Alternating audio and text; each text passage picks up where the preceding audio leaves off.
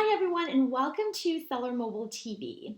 I don't usually like to throw off a bunch of numbers, but these are really important and impressive numbers. So I was reading a couple of weeks ago this article that Amazon published some numbers from their end. In the first quarter of 2020, Amazon revenue was $75 billion with a B, and that does not include AWS. And of that, 46.1% of 1 billion, was in the United States of America alone. That's a 29% year over year increase. A lot of folks know this, 50% of the units sold on Amazon were sold by third-party sellers.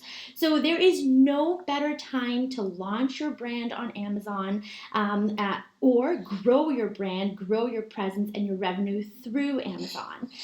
So my name is Hiba Weber, and I am the COO of Seller Mobile. We were Amazon sellers ourselves. We, created brands on Amazon. We were, the Seller Mobile leadership was doing really well, 78 figures just on Amazon alone. And my guest with me here today was in a similar boat. Jeff Lever, thank you so much for being here. You are an Amazon seller yourself. You have figured it out. You have launched several brands in several different categories on Amazon, and you have acquired, in that time, you've acquired a wealth of knowledge. And like so many people, when you start telling friends and family about what you were doing, they're like, help me out. How did you do this? Help me figure it out. And that's exactly how you started off. You started off by consulting friends and family, which then grew into a business in and of itself. So Jeff, again, thank you so much for being here. Jeff is going to tell us how he grew his brand and how you can do 7 to 8 figures on Amazon yourself. So Jeff, take it away. Tell us more. Thank you so much for having me, Hiba. It's a pleasure to be on your show. You are an awesome producer of content and interviewer, so it's an honor to be here. Cool. So, like you said, my company is called Turnkey Product Management, and so currently we're selling well over 8 figures per year. And so I wanted to share some of the common steps that we implement with our clients so that you can apply it to your business, immediately and help grow your business to the next level. That's all that we do at Turnkey is help people grow. So I actually have a few slides just to help have some visuals. So I'll share my screen and let me know if you can see it. Can you see this guy here? Now I can. Awesome. Yeah, so I'm going to just cover, boil it down to 5 common steps that we implement. So let's just jump right in. Perfect. So these are actually the same steps that we were brought in to train one of the sharks on Shark Tank. Their entire portfolio of companies, we've trained them live and gone through these very, very steps. And I think what you'll find interesting is that you might think, oh, the Shark Tank business must be totally different than mine. Like when we really looked at their businesses and talked to them, they're not very different from any other common seller that just doesn't have the notoriety of a shark or Shark Tank. Like everyone has the same problems. It's the same business on Amazon, and so I found that really cool. And I think all these things will still apply to you. So just a really quick background. So I started back in 2014 on Amazon with just a single pet product, and then that spun into a brand of pet products, and then spun off a baby brand that my sister helped me come up with, and then I helped a friend's dad launch a really cool patented dog toy. Did a Kickstarter and then Amazon, all that good stuff. And then all of a sudden I was managing a ton of stuff. And then some friends started asking for help from college that they had started their own business in apparel and some different segments. So we started helping them, or I started helping them myself. And then all of a sudden I was managing a ton of stuff, and I was really, really stressed out and not incredibly happy because I was working like 80 hours a week. And everything was kind of growing equally slowly at that point because I was managing too much. I took too much on. Shiny object syndrome at its finest. And then I ended up deciding I need to simplify, so I sold out of all of my brands and just started to focus only on helping other companies to scale on Amazon. And then we called it Turnkey Product Management officially. And then built a whole team around that. Have an amazing team, and we've worked in dozens of niches. And now we're selling over 8 figures per year. So I want to share some of the the common things that are working today. So step one, I'm just flying through this one because for most of you listening, I think you've already committed to dominating on Amazon. But for some of like the people on Shark Tank, they had not committed to Amazon. They were focused on multi-channels, retail, all this stuff, and they hadn't even been on Amazon yet, or wasn't really a focus. So number one, as you guys know, Amazon's role. Research shows that 9 out of 10 customers check out Amazon before purchasing. So it's just the number one place.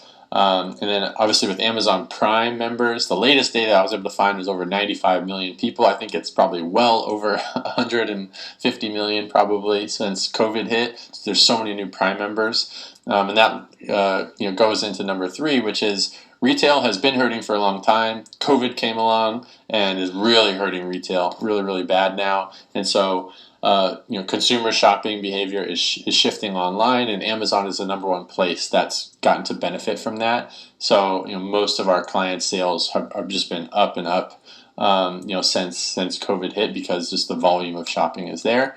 So you just need to take it seriously, because there's a lot that goes into it, as you guys know. So here's just like one case study of someone that was not on Amazon. So if you're in that boat where maybe you're on Shopify or retail, we had a client come to us that had never been on Amazon, and we helped them go from $0 when they launched to over $156,000 in sales in just 6 months. And so that just shows like how quickly it's possible to launch, especially when you do it the right way. So the second step I want to cover is just talking about building a brand of amazing products that serve the same ideal customer. Right? That will help increase your high lifetime value.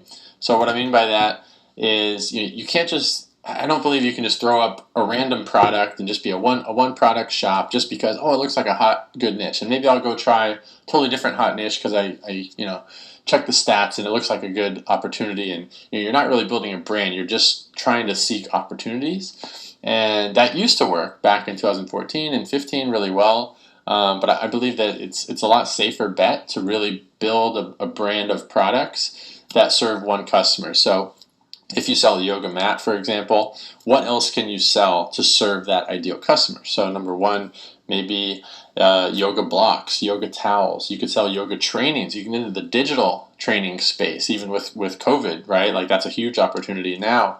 So there's multiple ways. You can sell affiliate products, right? There's more ways to serve your customer and to make some additional revenue and profit off of your customer. And when you do that, that's what increases your lifetime value of the customer. So if you just think about, imagine one product that's selling a $20 product, right? But they're competing against a 10 product brand that has 10 products, and their average lifetime value is $100 on average. So the latter company has 5 times the amount of money in revenue and profit typically to use that money to pay advertising. They can outspend you on advertising profitably, and they can do they can test so many additional things because they have so much more cash flow. And so if you're sitting there and you've only got 1 or 2 products, one of the best places to start is what would be another great product or two that would help serve that same customer. And that's what we found, with a lot of our clients. We help them expand their product line immediately, and that can be really, really successful. So here's an example of one of those clients called VitaCup Coffee. Really, really awesome brand. When they came to us, they were about $7,000 a month on Amazon. But then they quickly, we realized like the coffee space, you had to differentiate, come up with different flavors, different ways, adding supplements, and just came up with so many different varieties and sizes. So we grew the SKU line very, very quickly, and that helped us grow to over $300,000 a month in less than 180 days. So that was one of our fastest case studies we've ever had, and so that just shows what's possible. Now they're in Target and all these places, so pretty cool. Okay, so step 3 is you need to boost your conversion rate and sales to really be successful on Amazon. So number 1, just ask yourself, do you even know what your current conversion rate is, right? A lot of people, when we ask them, that they are like, I'm not sure, actually. It's been a while since I've checked. It's usually been like over a year since they've checked. And so we have multiple clients that after we've optimized their listings, they now have over a 40% conversion rate. That's not super common like for every niche, but that just shows like what's possible. It is possible to get there.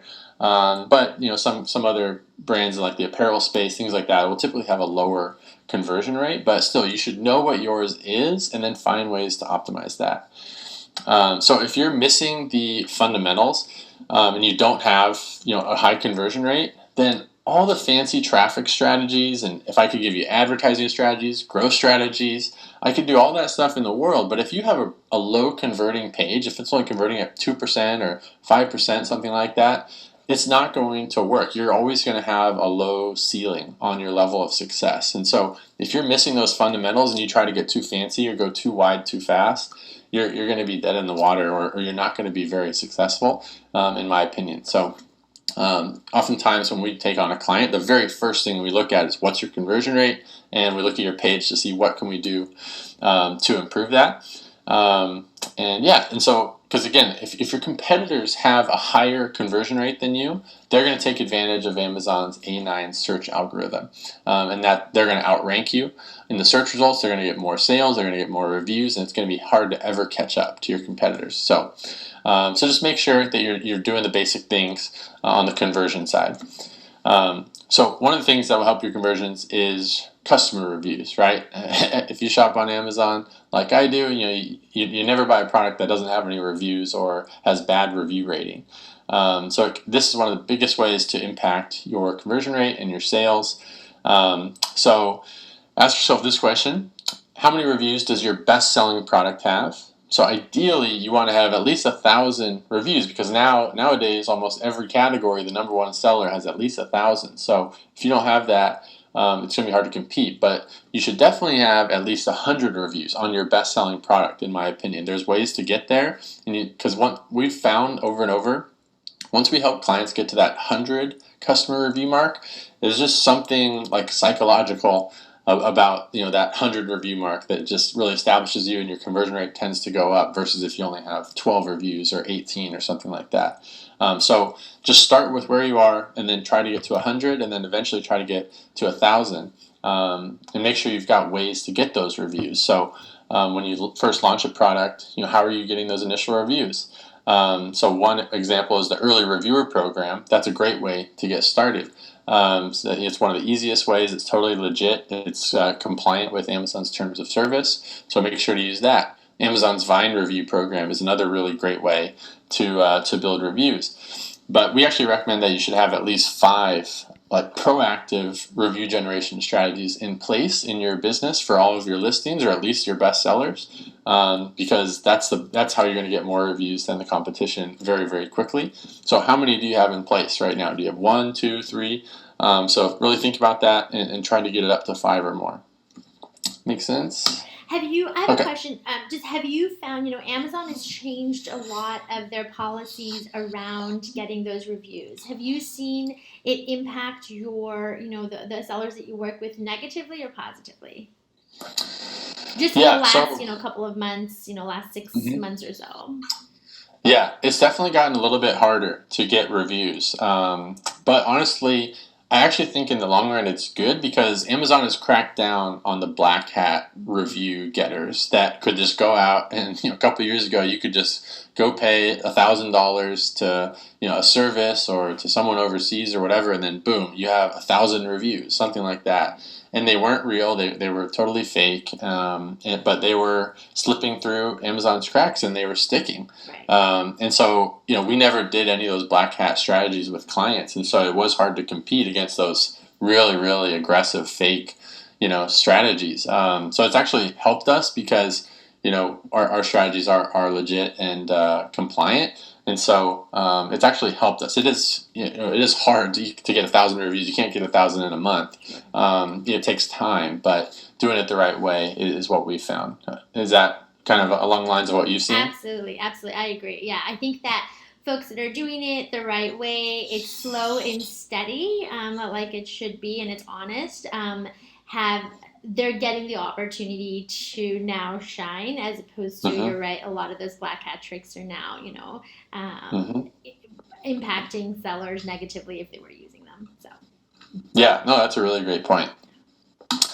Cool. So here's one of our clients that we're, with some review strategies we put in place, they were able to eclipse the 1,000 review mark, and they were one of the best sellers in their niche when they came to us. They were at $213,000 a month in sales. But once we helped them do review strategies, boost their conversion, they had a lot of conversion pieces that were missing. They didn't have video on their product listing. They were missing a number of things. They didn't have A+ content. So we helped them implement that.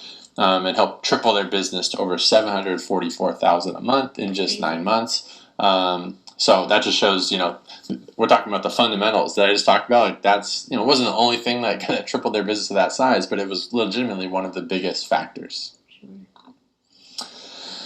Cool. So the next step I want to talk about is what at Turnkey we call the Amazon Bullseye traffic system. And so the secret that we found in order to really grow to that next level is to do two things. So number one, you want to send at least one source of outside traffic that's off of Amazon. So that could be, Facebook ads or your email list or social media or content or, whatever influencers. It doesn't matter. Just find at least one. And then number two is you want to send Amazon advertising, PPC traffic, to your Amazon listings as well, and just keep doing that until the Amazon machine, the algorithm starts rewarding you with free exposure. They're going to eventually boost you up to page 1 of the search results. If you just keep doing that and doing it the right way, that's one of the fastest ways to do that, and that's where you can truly scale to some of those big numbers that I've shown you. So here's just a really quick high-level overview of this. We actually derived this from the book Traction. Have you ever read that book? I haven't. It's a very, very good book. I would highly recommend it. It might help your seller mobile business as well, but also Amazon as well. Sure. But it basically follows sort of the principles of the 80-20 rule, the Pareto principle. So what it does is this Bullseye that you're looking at here. On the outside, you have possible traffic sources. So like at Turnkey, we've got over 50 possible traffic sources to choose from that we've come up with. And then the idea is just brainstorm a list. Don't worry about being perfect or right or testing it yet. Then just pick, maybe 3 to 5 of your favorite ones that you feel most confident about, or maybe you already have a good track record in the past and you should stay focused on that. Move those 3 to 5 traffic sources into the middle ring. And so that middle ring is now moving to the testing phase. And the point of the test is, with that test, you just want to run a small test. Typically, it'll take less than 1 month to do a test, and typically less than $1,000. Sometimes it's free, but I wouldn't recommend spending much more than $1,000 on a test. And then test that traffic channel for about a month or so. And then at the end of the month, the important part is you need to review the results and see how did each traffic channel perform. And once you do that, hopefully you'll have 1 or 2 or 3 winners, clear winners, and then you now move those winners into the Bullseye there and stay focused on those. So now you're really focused on those winners, scaling those up, and then you repeat the process and test 2 more traffic sources the next month. It's whatever you can do as far as your bandwidth. Everyone's got different team capacities and time, but that's the general premise, and you do it as fast as you can. So that's the traffic system, and I'll just give you are there certain ones to always start with? Are there sort of when you're coming in terms of prioritizing it? Is it on what are the factors that this depends on? Yeah, great question. So number one, you asked a perfect question. So number one, I know the answer will always be Amazon PPC advertising. As well as Amazon DSP advertising, which I'll get into in a little bit. That's optional. You don't have to do DSP right away. But Amazon PPC is definitely the lowest hanging fruit, the best place to start, in my opinion, because it's on Amazon. It's fairly simple, at least to do the basics and do a test. And that's the most targeted and highest ROI that we've found. So as far as on Amazon traffic, that's by far the best. All of our clients spend at least some money on Amazon ads in order to scale their business, and we're able to do it profitably for them. So that's number one. And then number two would be just to pick an outside traffic source. So it really depends on your business. So whenever we take on a client, the first thing we do is we ask them, what are the strongest assets that you have in your business? Every business is different. Some clients come to us, they have a 100,000 person email list, or 10,000 even. And that's their biggest asset. Some people have 3,000 people following them in a Facebook group or on social media. Some people are really good at Facebook ads. They've been running it to Shopify, and they're really great at that. So we ask those questions. Some people have, we had one client come to us that had professional athletes around the world as influencers, and that was their biggest asset. And so we used those, so we said, can we, leverage that asset at least for a little bit and point that fire hose of traffic to Amazon just to help get some initial momentum, some initial traffic, sales, and reviews. So it really depends on the business. There's no right or wrong, silver bullet that works every single time for everybody.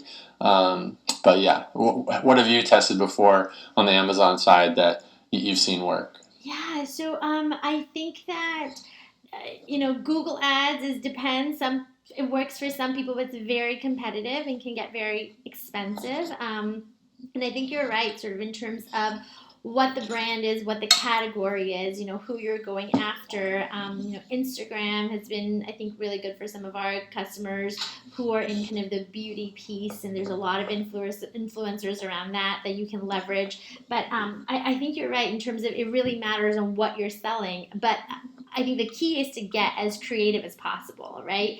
Things that you wouldn't have traditionally thought of as a channel, like you just mentioned with the athletes, right? That's a very unique opportunity that someone can leverage. But I think that the more you can think outside the box, the better. Yeah, for sure. That's the thing, because most of your competitors are only focused on, say, the big three, right? They're doing Facebook ads. They're doing, the real big ones that are really common. So if you can think about your niche and like, where are your customers hanging out? Are they like, where can you get in front of them? Maybe they listen to podcasts, and you can go on a podcast, about health and wellness. If you sell supplements, and you can go on a show or do a podcast ad. You can get creative. It just depends on your niche. But like you said, the more creative you can get, there's less competition in those, more creative spaces. Exactly. Cool. So for a lot of you, this will probably be a review, but just want to look at this. This is why Amazon ads is so important and essential. Because look, here's a screenshot. I did a search on Amazon for the word scarf, and I want you to tell me, which one of these is an ad, right? So at the very top three, those ones are all an ad. The bottom left on the three there, those are also ads, and only those bottom right two are not ads. So what is that? 6 out of 8. So 75% of the search results at the very top, the most viewed and clicked, are going to be ads. And it can be very difficult to notice whether it's an ad or not, because it looks almost identical to the non-ads, and that's why it's so successful, right? Because these Amazon ads are intent-based ads. Someone's searching for it, and your product fits perfectly, and Amazon does a great job of sort of blending it in.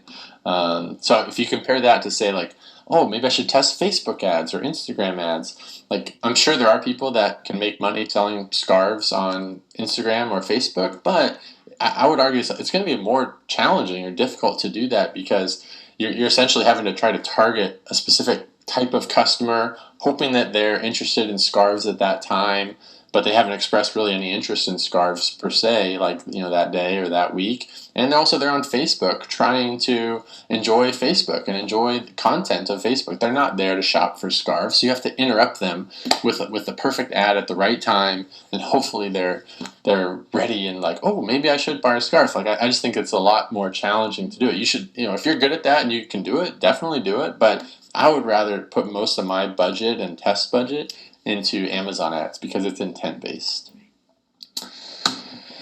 So here's one of our clients that on the Amazon PPC side, we manage their PPC ads for them.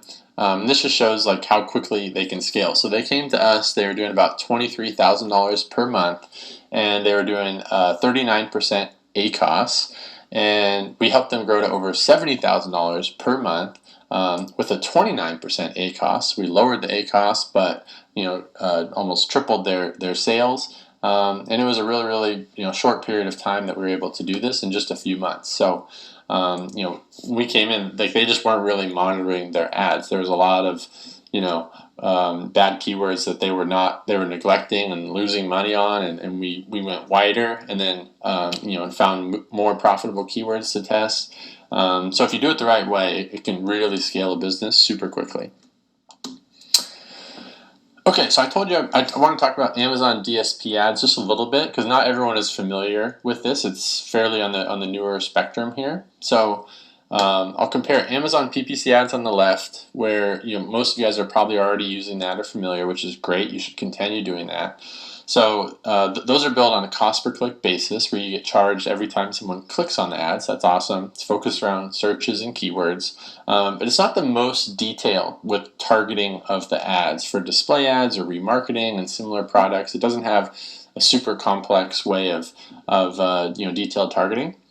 So introducing Amazon DSP ads, that stands for Amazon demand side platform ads. And on that side, it's built a little bit differently. It's built on a CPM basis, where you pay on a cost per 1,000 impressions. So every time 1,000 people have viewed it, then you get charged. It typically ends up being around the same ROI as you get on PPC. Sometimes even better ROI than you get on the PPC side. It just depends. But this, you can really focus around audience targeting. And the benefit of this as well is you can do super detailed targeting for display and remarketing and targeting similar products. So I don't think I have a slide here, but basically one of the coolest things where we always start on Amazon DSP is we do what's called remarketing or retargeting ads. So let's say you have 1,000 visitors to your yoga mat in a month. And let's say you have a 10% conversion rate. So 100 people bought it and 900 people didn't buy it once they land on the page. So that's 900 people that we can now retarget with ads, with these DSP ads. And the beautiful thing is we can follow them around, not just when they're on Amazon, we can show ads to them, but also when they're off Amazon, when they're on their phone, when they're on different apps, when they're on different websites. We can put retargeting ads and follow them around the web and bring them back. And that has been almost every time, the remarketing ads are profitable from basically month one, just because it's such low-hanging fruit. And then there's a lot other fancier stuff you can do with video ads and very targeted ads that I won't get into just for the sake of time. But it's just a really, really great platform. So do these go hand in hand, or does it sort of matter what niche you're in that you would gravitate to one or the other? Yeah, really good question. It really depends. So we recommend people always run PPC ads, and then I would say maybe once you're spending at least like $3,000 to $5,000 a month in PPC ads, and you're able to do that profitably, that's a really strong signal that you'll probably be able to make it worth and profitable on the DSP side. If you're only say spending $300 a month on PPC ads and it's not profitable, DSP is not going to be the thing. DSP is more to like help fuel the fire and kind of scale it to the next level profitably. And also ideally for DSP, you have at least a few thousand sessions per month to your listings as a general rule of thumb. And then if you sell like repeat purchase products, like in the supplement space or skincare or food or things like that, where you have a higher lifetime value, that's another really great signal that we've seen some great success there.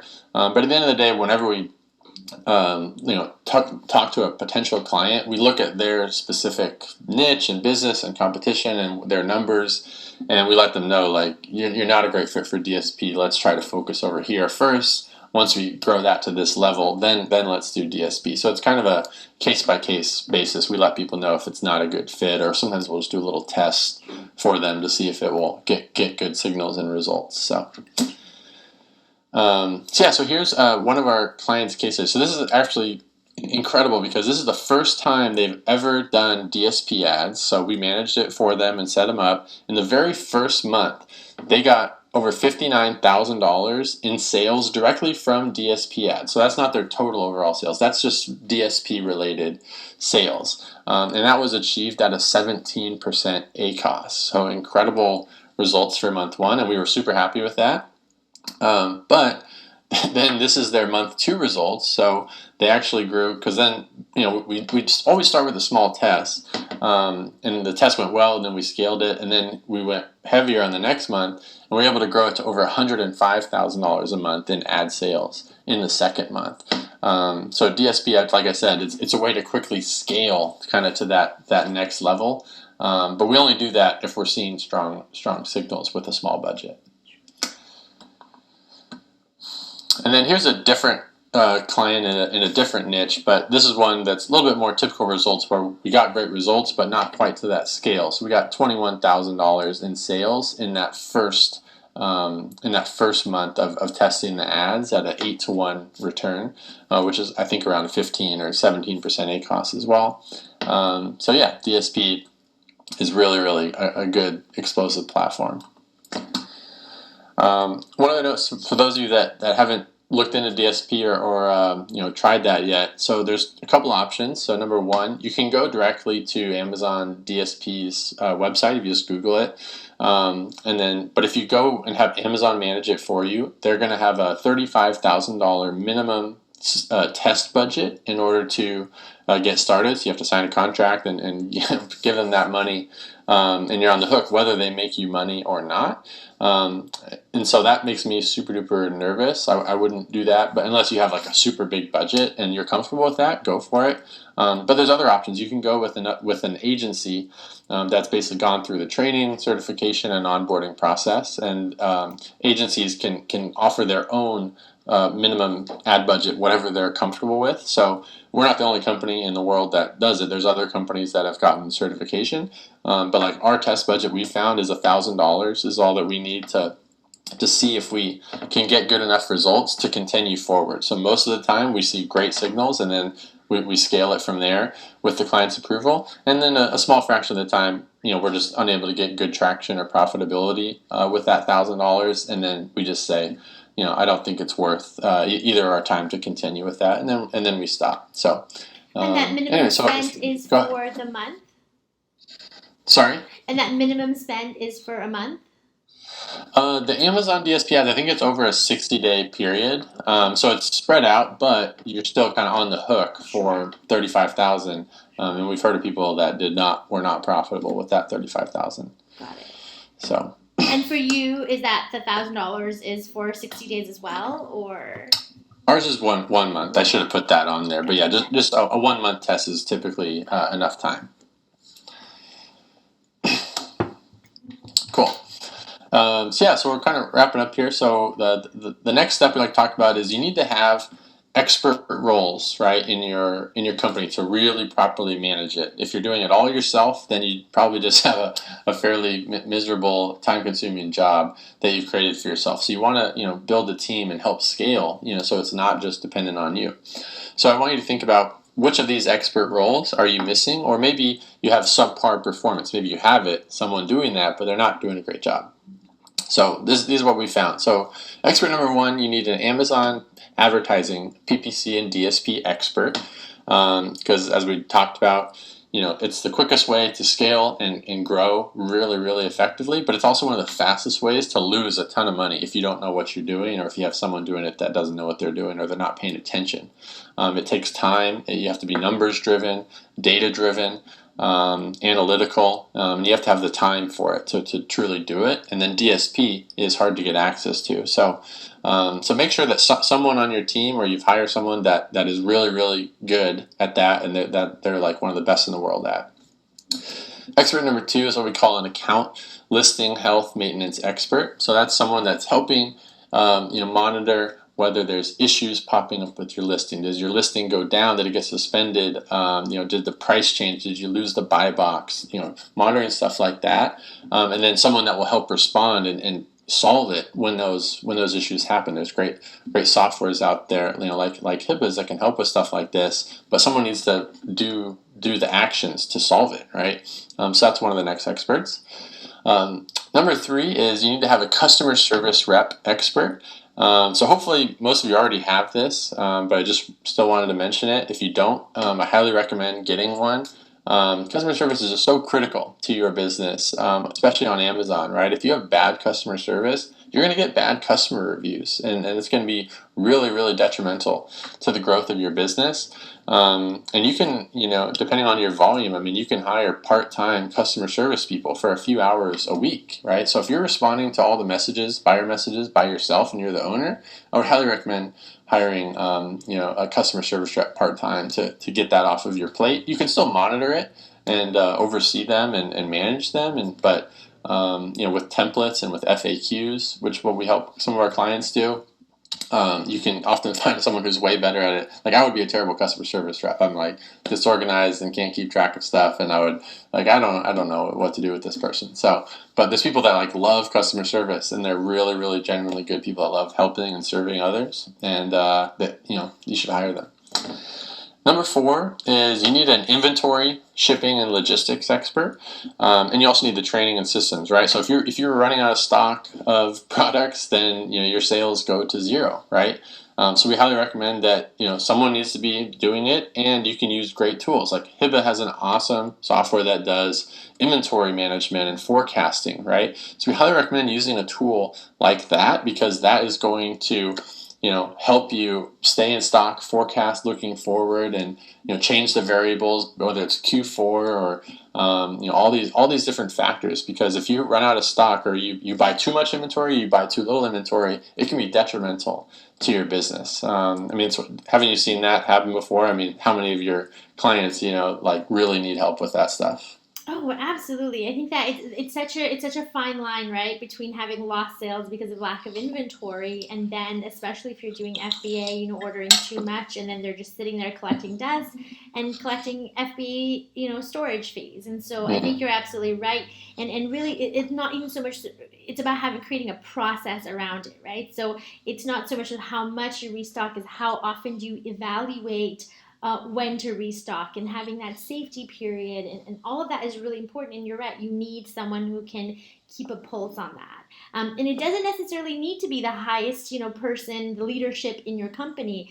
The leadership needs to create a process around how folks in your company are sort of designated to work on this piece. So I think that's a really important point. Yep. Yeah, you don't want to miss that one, or you'll be underwater really fast. So, cool. And then the last expert that I think that you need is basically what we call a sales growth and Amazon tactics expert. So for those of you that have been selling a little while, you know how quickly Amazon changes. The strategies that worked a year or two ago, most of them aren't working today, right? You have to adapt. Amazon's changing all the time. They're changing their rules. They're changing their algorithm. You need to stay on top of that. And it's close to a full-time job if you're really trying to maximize Amazon. So just make sure that you or someone on your team are paying attention to that, like listening to podcasts, listening to shows like Hiba's that are keeping you up to date with what's working. Or if you don't have the time for that, make sure whoever you're hiring, someone on your team needs to be bringing you those strategies, right?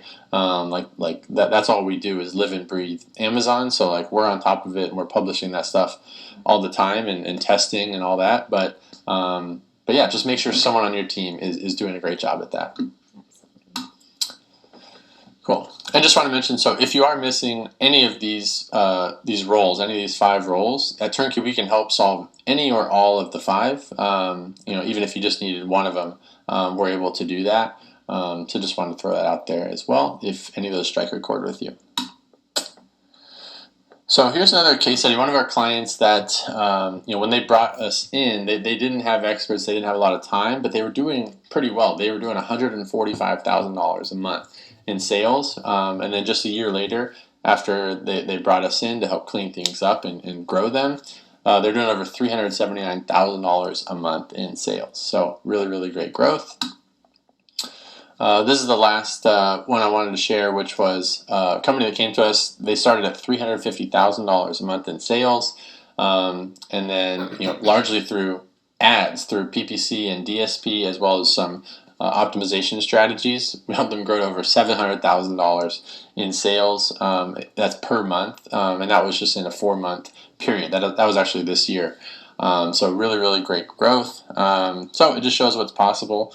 I know some of these numbers are really big just because they're our biggest case studies, but we've had a number of clients, like I said, VitaCup, right? They came to us at $7K a month in sales. We've had clients start at $0 a month in sales and launch for the first time. So, don't be discouraged by these numbers. Like, all these people that I've showed you, they started at zero. They started at $5,000 a month, $15,000 a month. So they all started there, and it's possible if you put in the work.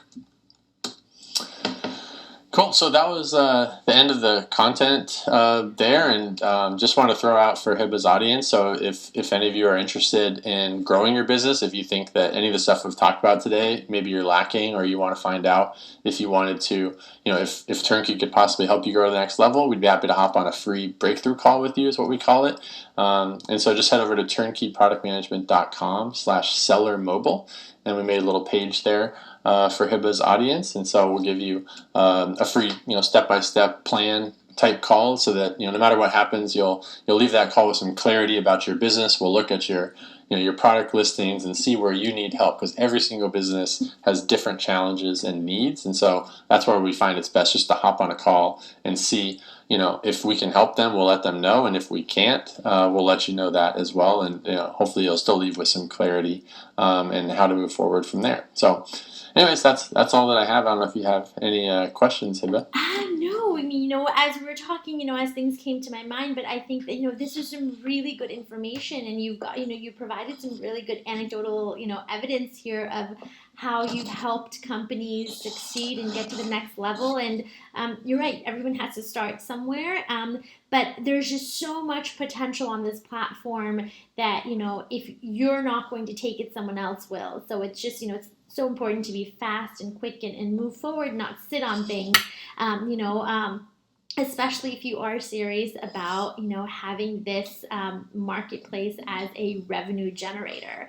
A lot of people have done it. I just think it just takes some tenacity and just hard work. And it's very possible. And your team, I've talked to a couple of people on your team, and you guys are just so wonderful. So I think that, a call with you guys, I don't think our viewers and Amazon sellers would regret that at all. So thank you so much, Jeff. I really appreciate you sharing all of this knowledge with us, and I'll provide all of this information in the details below. Thank you for having me. Really appreciate it, and it was a pleasure to be on your show. Thank you, Jeff.